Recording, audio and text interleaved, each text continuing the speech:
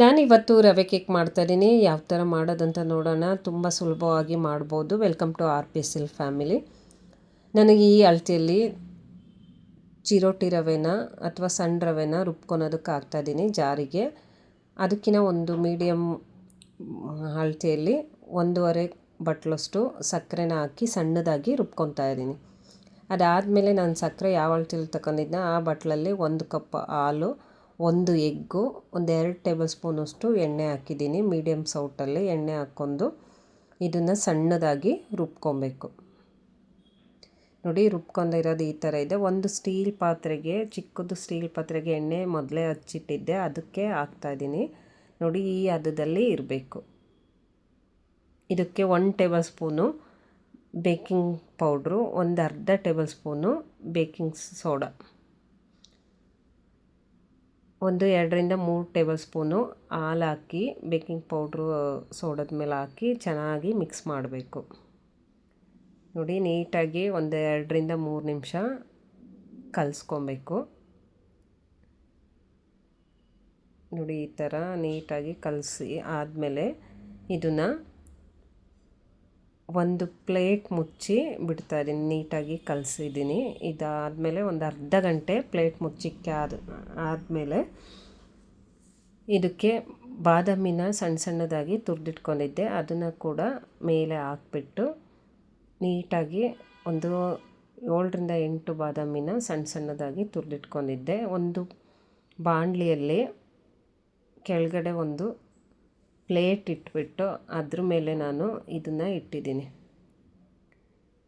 ಈಗ ಮುಚ್ಚಿ ಮೀಡಿಯಮ್ ಫ್ಲೇಮಲ್ಲಿ ಇಡಬೇಕು. ಇದಕ್ಕೆ ಸ್ವಲ್ಪ ನೀರು ಹಾಕಿದ್ದೆ. ಇದನ್ನ ಚಿಕ್ಕ ಸ್ಟ್ಯಾಂಡ್ ಆದರೆ ಚೆನ್ನಾಗಿರುತ್ತೆ. ಸ್ವಲ್ಪ ಇದು ದೊಡ್ಡ ಸ್ಟ್ಯಾಂಡ್ ಆಯಿತು.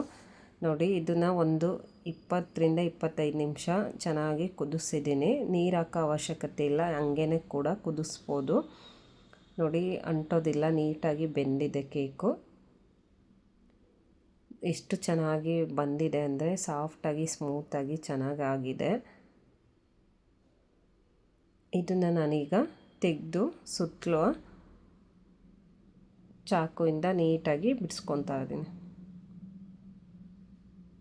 ನೋಡಿ, ಈ ಥರ ಬಿಡಿಸ್ಕೊಬೇಕು. ಸುತ್ತಲೂ ಚೆನ್ನಾಗಿ ಬಿಡಿಸ್ಕೊಂಡಾದಮೇಲೆ ನಾನು ಒಂದು ಪ್ಲೇಟಲ್ಲಿ ಹಾಕ್ಕೊತಾ ಇದ್ದೀನಿ. ನೋಡಿ, ಸಾಫ್ಟಾಗಿ ಸ್ಮೂತಾಗಿ ಚೆನ್ನಾಗಿ ಬಂದಿದೆ. ಇದನ್ನು 2 ರೌಂಡ್ ಈ ಥರ ನೀಟಾಗಿ ಮಾಡ್ಕೊಂಡ್ರೆ ಅದನ್ನು ಒಂದು ತಟ್ಟೆಯಲ್ಲಿ ದಬಾಕಿದರೆ ನೀಟಾಗಿ ಬರುತ್ತೆ. ನೋಡಿ, ಇದನ್ನು ತಟ್ಟೆಯಲ್ಲಿ ಇಟ್ಟಿದ್ದೀನಿ. ತುಂಬ ಚೆನ್ನಾಗಿ ಸಾಫ್ಟಾಗಿ ಬಂದಿದೆ, ಮೆತ್ತಗೆ. ನೋಡಿದ್ರಲ್ಲ,